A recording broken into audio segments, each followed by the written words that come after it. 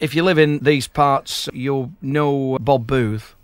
Dr. Bob. Dr. Bob. Yeah, Dr. Bob. And he did actually say that we're not to mention him again. Well, I bumped into him and Dave Miller. Who's another local lad, yeah. For those who don't know them. And we had mentioned them in dispatches on several occasions. And Dave Miller said to me that if there's any... if we continue to mention them, that we're going to be sued for definition of character. So we're going to be careful what we do. But I think, Nick, you've had some phone-ins this afternoon, some questions from... Well, we have, because, what it was, we did decide to set up on our internet page. Of course, you stood in last time answering for Dr. Bob. The doctor's questions. Well, Dr. Bob wasn't well. No, he wasn't well. Well, he's never well, is he? No. In fact, they're bringing out a new product, Vandenberg. Do you know the margarine people? Yes. It's called I Can't Believe He's Not Better. So, basically, it's Dr. Bob's problem spot, which proved very, very popular last time. And, again, you'll have to be the spokesperson. And the first day that this went onto the website, of course, we got hit with... it was zapped. With zapped. Bill, straight away, to literally only been on there about a minute, and Bill from Adlington actually sent an email in saying that he thinks he's broken his neck. Well, I rang Dr. Bob with this and other ones. Yeah. Dr. Bob says if you think you've broken your neck, Bill, just keep your chin up. Yeah. You'll be all right. We had Shirley. Shirley. And I think Shirley called before. Actually, Shirley did actually ring the studios, knowing that this issue was at this point of the show was coming up tonight.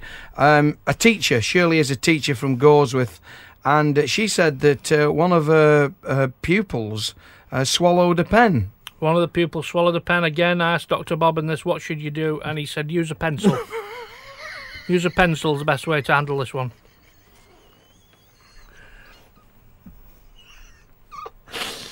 Oh dear. We had another gentleman. Another gentleman. Oh, this is quite a serious one. This. Yeah. Well, it is actually. Yeah. He said that his wife. He said that his wife had died whilst digging up some carrots in the garden for Sunday lunch. Is there anything that he could have done? He could have done. Well, yes, that wife digging for carrots in the garden for Sunday lunch. What could you have done? Well, possibly have opened a tin of peas. Been very useful. Not the same as carrots, but peas are nice, and tin peas, good value. Yeah.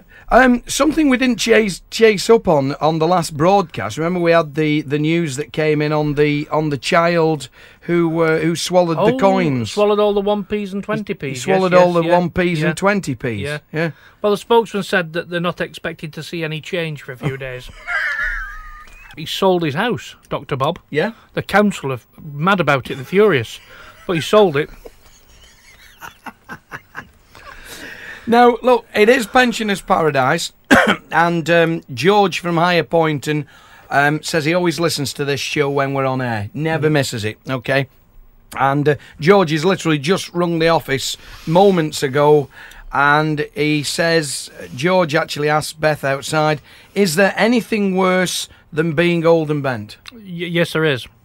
Being young and broke. It's even worse. Believe me, I've been both. Mike Broster, for Clock and Watches, he's one of our sponsors. One of our sponsors, big Mike. Supporter. And does a lot of work for the Bikeathon as well. Does Mike? Yes. He says that he's been working in there that long that he now believes and keeps thinking that he's a clock or a watch. Yeah, or a timepiece if you like. Yeah. Well, look, Dr. Bob says, Mick, if you call into his surgery, he'll give you something to stop you getting wound up.